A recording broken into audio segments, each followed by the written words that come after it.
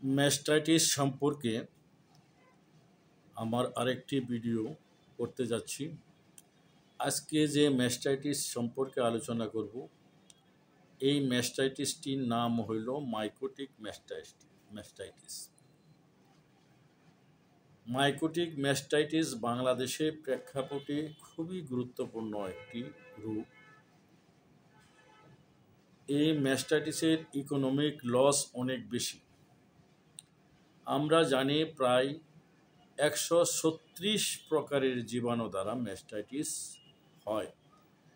সুতরাং এর প্রতিরোধ কত ভয়াবহ সেটা জীবাণুর ধরন এবং জীবাণুর রেঞ্জ দেখে আমরা বুঝতে পারি। ব্যাকটেরিয়াল ম্যাস্টাইটিসের মতো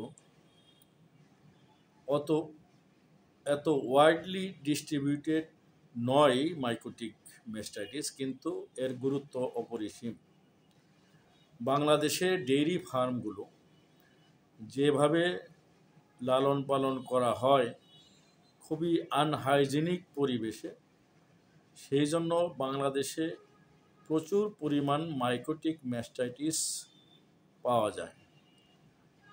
আমার ভেটেরিনারি প্র্যাকটিসের জীবনে আমি অনেক মাইকোটিক ম্যাস্টাইটিস পেয়েছি এবং তার পরিণতি খুবই ভয়াবহ হয়েছে এবং সেই গাভীগুলা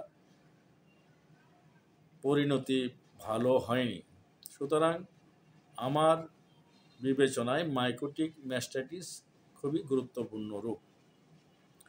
যে সমস্ত খামারে টোটালি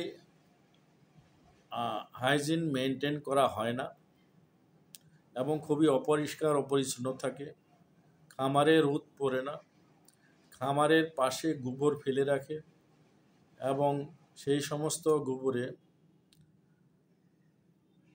ফাঙ্গাস জন্মগ্রহণ করে এবং সেই ফাঙ্গাস ইজিলি ম্যাস্টাইটিস করতে পারে এবং আডারে যদি কোনো ইনজুরি থাকে সেই ইনজুরির মাধ্যমে সহজেই সে সমস্ত ফাঙ্গাস আডারে ঢুকে এবং মাইকোটিক ম্যাস্টাইটিস তৈরি হয়।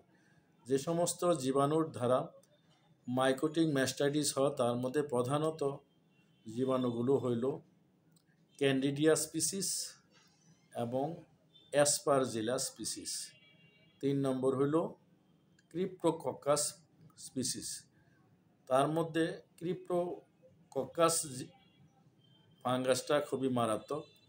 এটা চিকিৎসা রিকভারি রেট খুবই কম। তাহলে আমরা কিছু স্পেসিফিক আমি সিমটম বলবো, যে সমস্ত সিমটম দেখে আমরা ইজিলি বুঝতে পারবো যে গাভীটি মাইকোটিক বা ফাঙ্গাল ম্যাস্টাইটিস দ্বারা আক্রান্ত হয়েছে। তখন আমরা এটা কেয়ারফুলি চিকিৎসা করব অথবা কাল্ট করব। আমি প্রথমেই এর লক্ষণগুলো বলছি। সেই লক্ষণ হলো যে ব্যাকটেরিয়াল ম্যাস্টাইটিস সাধারণত একটি বাটে বা সর্বোচ্চ 2টি বাটে এবং কোনো সময় সবগুলো বাটে আক্রান্ত করতে পারে, কিন্তু ফাঙ্গাল ম্যাস্টাইটিস কিন্তু একের অধিক বাটে আক্রান্ত করবে। এটা একটা কিন্তু আমরা স্পেসিফিক একটা সিমটম। ফাঙ্গাল ম্যাস্টাইটিস অনেক সময় 2 বা ততোধিক বাটে আক্রান্ত করে, অনেক সময় দেখা যাবে পুরা ম্যামারি গ্ল্যান্ডটাই আক্রান্ত হয় এবং সেখানে রেডনেস, সুয়েলিং এবং পেইন থাকবে। এবং স্পেসিফিক আরেকটা লক্ষণ হলো ফাঙ্গাল ম্যাস্টাইটিসের ক্ষেত্রে দুধের রং পানির ন্যায় হবে অথবা বাদামি রং হবে অথবা ইয়েলোশ হবে। পিওর একেবারে কোনো দুধই থাকবে না, একদম পানি বের হবে অথবা ইয়েলো কালার এক্সোডেট হবে অথবা বাদামি রঙের এক্সোডেট আক্রান্ত বার্ড থেকে বের হবে এবং সবগুলো বার্ড একত্রেই আক্রান্ত হতে পারে। এবং এই ক্ষেত্রে আমরা একাধিক অ্যান্টিবায়োটিক 2-1 দিন দেওয়ার পরে কোনো রেসপন্স পাবো না, তখন আমরা ধরে নেব যে এটা ফাঙ্গাল ম্যাস্টাইটিস। এবং খামারের আশপাশে পর্যালোচনা করলে আমরা ইজিলি বুঝতে পারবো যে এই খামারটি খুবই আনহাইজেনিক। তখন আমরা ধরে নেব যে গাভীটি ফাঙ্গাল ম্যাস্টাইটিস দ্বারা আক্রান্ত হয়েছে। তখন আমরা চিকিৎসা ক্ষেত্রে অ্যান্টিবায়োটিক বন্ধ করে দেব, কারণ অ্যান্টিবায়োটিক দিলে আরও ফাঙ্গাস ম্যাস্টাইটিস আরও এটা ভয়াবহ হবে।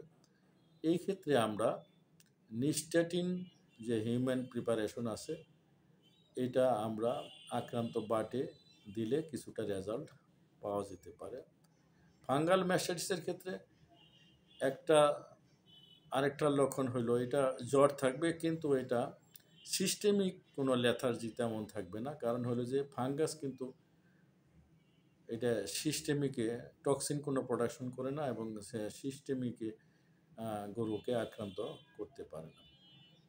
ফাঙ্গাস ম্যাস্টাইটিস কিন্তু আসলে খুবই মারাত্মক।